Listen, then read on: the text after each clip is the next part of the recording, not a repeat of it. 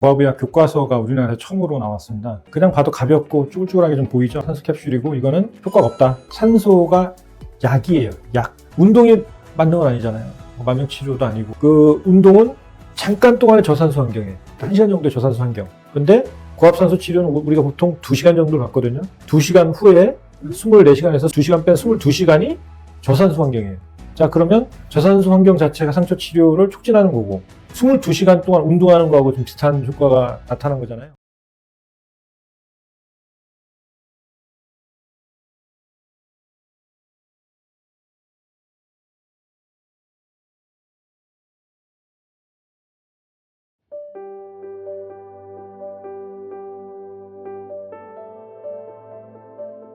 저는 김기훈 교수고요. 순천향대학교 부천병원 응급의학과에서 의대 교수로 그리고 의사로 일을 하고 있습니다. 그리고 대한고압의학회 교과서 편찬위원장을 같이 맡고 있습니다.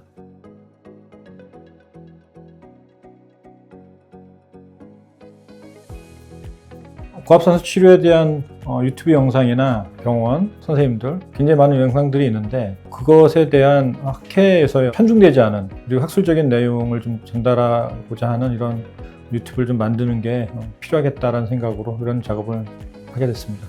오늘 얘기는 길지 않게 정리할 생각이고요. 대신에 이제 전반적인 내용을 다 담고 있기 때문에 정말 이게 딱 본인한테 필요한 어떤 얘기들을 담지는 못할 가능성이 높아요. 왜냐하면 전체적인 개요이기 때문에. 그렇지만 그런 내용들은 이후에 제작되는 유튜브 영상을 통해서 확인을 하도록 할 수 있도록 하고요. 일단 오늘은 고압산소 치료가 뭐냐, 어떻게 효과가 있느냐, 어떤 질환에 사용하느냐, 그리고 어떤 주의점들이 있느냐, 이런 부분들에 대해서 얘기를 하도록 하겠습니다. 작년도 9월경에 고압의학 교과서가 우리나라에 처음으로 나왔습니다. 그래서 고압의학 교과서에 있는 사진들과 그리고 그 교과서를 참고로 해서 얘기를 할 테니까 그렇게 들으시면 될 것 같습니다. 일단 고압산소 챔버는 챔버라고 얘기하는데요. 챔버. 어떤 사람들은 고압산소 탱크라고 얘기하는데 이건 완전히 틀린 말이고, 탱크는 이제 가스를 보관하는 용기를 탱크라고 얘기를 하죠. 그 안에 사람이 들어갈 수는 없잖아요. 챔버는 말 그대로 어떤 방, 실 이런 뜻을 가지고 있는 용어인데, 지금 그림과 같이 1인용, 사람이 한 명 들어가서 이렇게 있는 거를 1인용 챔버라고 얘기하고, 2명 이상, 보통 6명에서 10명 정도의 사람이 동시에 들어가는 거를 이제 다인용 챔버라고 이제 얘기를 해요. 저 안에 핑크색 옷을 입은 여자분이 이제 누워 있는데요. 투명하게 다 보이죠. 지금 보이는 사진은 굉장히 큰 잠수함처럼 보이기도 하고, 이게 이제 다인용 챔버입니다. 다인용 챔버는 안쪽을 볼 수가 없기 때문에 다음과 같은 그림을 다시 나타내는데요. 안에 보면 꼭 비행기 또는 기차와 같은 이런 형태처럼 보이고 있고, 마주보고 있는 이런 형태로 의자들이 놓여져 있고요. 그리고 안쪽에 있는 환자들과 밖에 있는 이 운용자가 서로 통화를 하기 위한 이런 시설, 그런 장비들이 이제 같이 있습니다. 그리고 안쪽은 이제 직접 볼 수가 없기 때문에 CCTV를 통해서 볼 수 있도록 이렇게 배치가 되어 있죠. 마스크가 되어 있는데요. 보면 줄이 2개죠, 2개. 하나는 산소가 100% 산소가 들어오고, 그리고 내뱉으면 반대쪽에 있는 관을 통해서 내쉬는 공기가 이제 밖으로 빠져나가게 됩니다. 다인용 챔버는 기본적으로 압력을 높일 때는 압축 공기를 통해서 압력을 높이고, 산소에 대한 흡입은 이 마스크를 통해서 이루어지게 됩니다. 아까 그 모노챔버인 경우에는 1인용 챔버죠. 1인용 챔버는 산소를 직접적으로 가압을 해서 그 압력을 높이기 때문에 이런 마스크가 존재하지 않게 되죠. 아까 제가 보여드렸던 투명한 PVC 재질인데, 이 사진이 2012년 3월 2일 날 찍었네요. 예, 이게 지금 제 손인데 두께가 이렇게 두껍습니다. 그런데 투명하게 보이죠. 그래서 굉장히 두꺼운 재질인데 무겁기도 꽤 무겁고요. 오른쪽에 노란색으로 보이는 거를 저희들 최근 용어로 그냥 산소 캡슐이라고 부르는 건데, 이거는 압력 자체를 1.3기압, 0.3기압을 가압시킬 수 있는 정도로 매우 미약해요. 그리고 채울 때 산소로 채우기는 하지만 사실은 압력 자체를 높일 수가 없기 때문에 표준적인 치료 방법에 대해서는 학회 입장에서는 이거는 고압 치료가 아니라고 정의하고 있습니다. 즉 치료적 압력을 결정을 하는데, 치료적 압력은 2기압 이상을 목표로 하고 보통 2기압에서 3기압 정도, 잠수병을 치료할 때는 6기압, 7기압까지도 올라가는데, 그런 경우는 굉장히 특수한 경우고, B에 노란 게 있는 요거는 그냥 봐도 가볍고 쭈글쭈글하게 좀 보이죠. 그래서 1.3기압 정도 가압시킬 수 있고 산소 캡슐이고, 이거는 효과가 없다, 그렇게 쓰면 안 된다, 이렇게 요즘 이제 정리가 되고 있는 이런 상황입니다.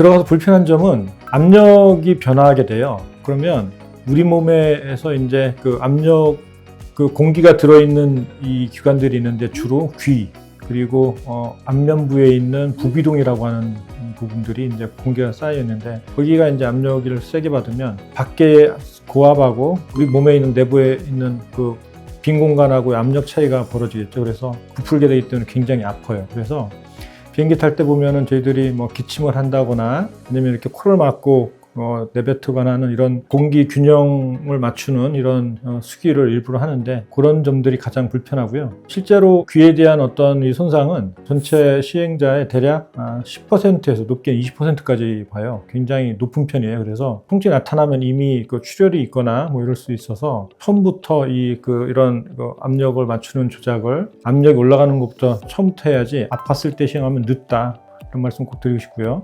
지금 왼쪽에 그림 2라고 적혀 있는데 보면 이게 이제 귀인데요. 고막 안에 공기들이 이렇게 들어있는 어떤 풍선들처럼 공기방울이 이렇게 보여요. 이게 이제 압력 손상에 따른 내부에 있는 기체가 그 안에서 기화된 것이고요. 그리고 출혈도 꽤 보이는데 요 정도가 생깁니다. 그래서 이걸 예방하기 위해서는 아까 말씀드렸듯이 기침을 하거나 침 삼키거나 아니면 이렇게 공기 균형을 맞추는 이런 조작을 꼭 해야 되고, 의식이 없거나 아니면은 이렇게 해도 도저히 귀가 안 열리는 분들이 있는데, 이럴 경우에는 튜브를 넣어서 아예 그냥 구멍을 미리 열어주고 이제 치료를 하기도 합니다. 치료 기전에 관련된 부분을 말씀을 좀 드릴게요. 일단 고압 산소 치료예요.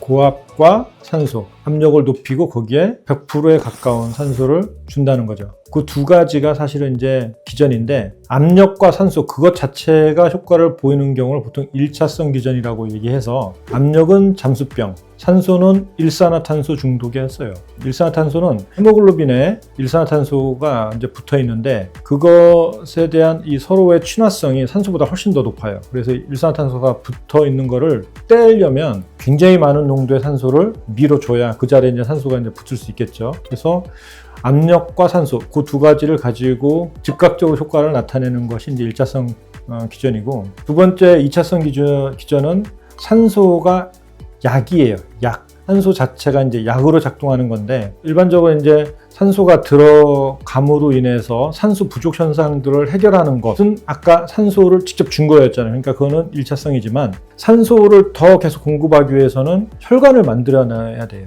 그래서 혈관을 만들어내는 것이 고압산소 치료로 가능해져요.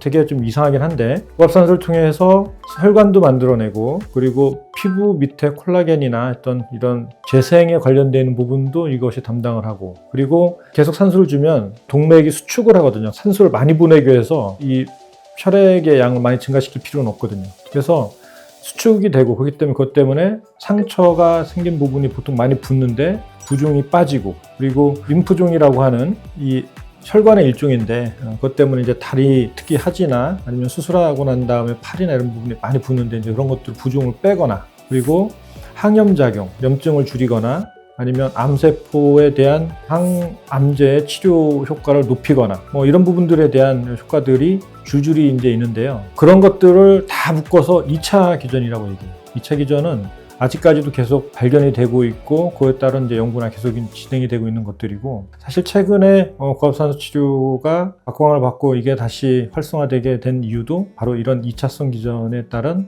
예를 들어서 뭐 항노화, 안티에이징 뭐 이런 것들, 암 치료에 대한 보조적인 요법 이런 것들이 이제 뜨기 때문에 그런 걸 이제 판단할 수가 있어요. 여기에서 고압산소 치료에 대한 효과를 여러분들한테 좀 더 얘기를 드린다고 한다면, 용어가 좀 이상하긴 한데요. 건강한 저산소증을 유발을 시키는 게 고압산소 치료의 방법이다. 이거예요. 건강한 저산소증. 일단 둘 다 말이 안 되죠. 저산소증은 건강하지 않은 거예요. 이게 계속 지속이 되면 사람이 죽어요. 큰일 나요. 그리고 응급 상황에서 가장 빨리 치료해야 되는 게 저산소증인데, 산소를 주는데 어떻게 저산소증이 되느냐. 일단은 매사가 다 비슷하긴 하지만 뭔가 부족하면 우리가 어떻게 합니까? 열심히 뛰고 이제 일을 하게 되죠. 그죠? 그때 저산소증이 되면 사람 몸은 상처에 대한 어떤 치료, 치유 이런 부분을 이제 시작을 해요. 저산소증에 빠지게 되면. 예를 들어서 손끝에 뭔가 문제가 있다. 여기가 파랗다. 그러면은 파랗게 만든 이런 손끝을 치료하기 위해서 혈관을 만들어야 되잖아요. 이쪽으로 더. 그러면 혈관을 만들어야 된다고 하는 어떤 그 신호는 어떻게 받느냐. 저산소증이 그 신호를 내준 거예요. 그래야 이 끝에서 다시 공사를 시작해서 손에 대한 상처를 치료를 할 수가 있어요. 그거에 대한 첫 번째 신호가 저산소증이었다는 거죠. 근데 고압산소 치료를 하면 저산소증이 유발이 되느냐? 아니죠. 고산소증이 유발이 되잖아요. 일단 그 상처 치유가 일어나려면 가장 중요한 신호가 저산소증이다 라고 하는 거예요. 저산소증은 산소가 부족하고, 그 산소가 부족하기 때문에 그 산소를 끌어오기 위해서 혈관을 만들고 살을 만들고 뼈를 만들고 이런 것이 이제 그 치유라고 하는 거잖아요. 그러면 고압산소 치료를 하면은 저산소증을 유발을 시킬 수 있다. 말이 좀 사실은 이상한 거죠. 이제 이거는 사실은 한 번을 해서 되는 거는 아니고, 고압산소 치료를 한 번 하면 몸은 고산소증 상태로, 산소가 높은 상태로 빠져요. 그 다음에 그 체인버에서 밖으로 나오면 정상산소가 되죠. 다시 들어가면 고압산소예요. 그거를 계속 반복하다 보면 정상 상태가 저산소증이라고 우리 몸에서 인식하기 시작을 해요. 그렇기 때문에 여러 번 치료를 해야 돼요. 여러 번 반복을 하다 보면, 우리는 이제 21%의 산소를 마시고 있는 일반적인 대기압에서 살고 있잖아요. 거기에서는 저희 몸에 특별한 이상을 만들진 않아요. 근데 이 상태를 저산소증으로 우리 몸이 인식하는 순간 몸은 이상이 없는데 상처 치료를 시작을 하는 거예요. 이거를 이제 2020년쯤에서 이스라엘에 있는 다른 이제 교수들이 이것에 대한 효과를 증명을 했는데, 많은 사람들이 그냥 산소 자체가 그대로 좋은 거구나 라고 생각하는 것이 이제 큰 문제여서, 뭐라고 얘기하냐면, 그냥 산소 치료실에서 한 달 뭐 이렇게 살면 몸이 완전히 좋아져서 나오지 않을까? 뭐 이렇게 이제 사람들이 착각을 해요. 그러면 고압의학과에 이제 있는 저희들은 네?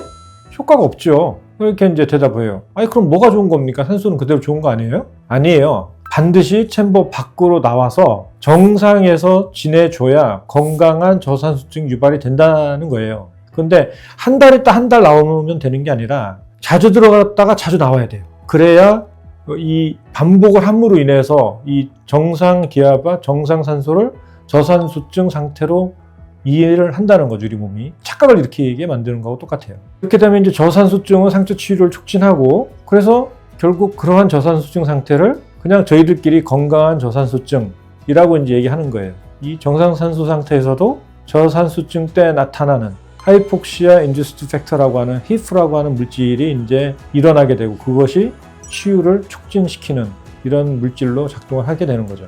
그래서 그냥 좋은 게 좋은 거는 아니고, 실제로 산소 자체는 굉장히 필수적이긴 하지만 우리 몸이 산소가 들어가면은 상처 치료를 멈춘다. 너무 많으면. 그렇기 때문에 저산소 상태를 만들어주는 거를 일부러 하는 거다. 그게 뭐냐? 운동이에요. 저산소 상태로 빠지게 만드는 게 운동이에요. 그래서 어떤 고산소 환경에서 굉장히 산소를 높인 다음에 운동을 해버리면 저산소 상태가 더 밑으로 내려가게 되겠죠. 그럼 그 두 개의 차이가 커져요. 그러면 산소, 고압산소 치료 효과를 극대화시키고, 그리고 상처 치료 효과도 훨씬 더 빨라지고, 그리고 더 크게 일어나고 뭐 이런 거죠. 그래서 잘 생각해 보면 운동이 맞는 건 아니잖아요.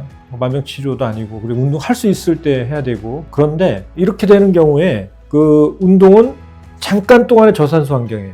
예를 들어서 뭐 한 번 하면 1시간 정도 한다 했을 때 1시간 정도의 저산소 환경. 근데 고압산소 치료는 우리가 보통 2시간 정도를 받거든요. 2시간 후에 24시간에서 22시간 뺀 22시간이 저산소 환경이에요. 자, 그러면 저산소 환경 자체가 상처 치료를 촉진하는 거고, 22시간 동안 운동하는 거하고 좀 비슷한 효과가 나타난 거잖아요. 자, 그렇기 때문에 고산소 환경과 저산소 환경의 상대적인 차이를 크게 벌리고, 그리고 그걸 길게 가져갈 수 있는 거, 이 환경을 만들어주는 것이 고압산소 치료에서 2차 기전, 즉 산소를 약으로 사용하는 방식에 대한 치료 기전이다. 이제 이렇게 설명을 드릴 수가 있어요.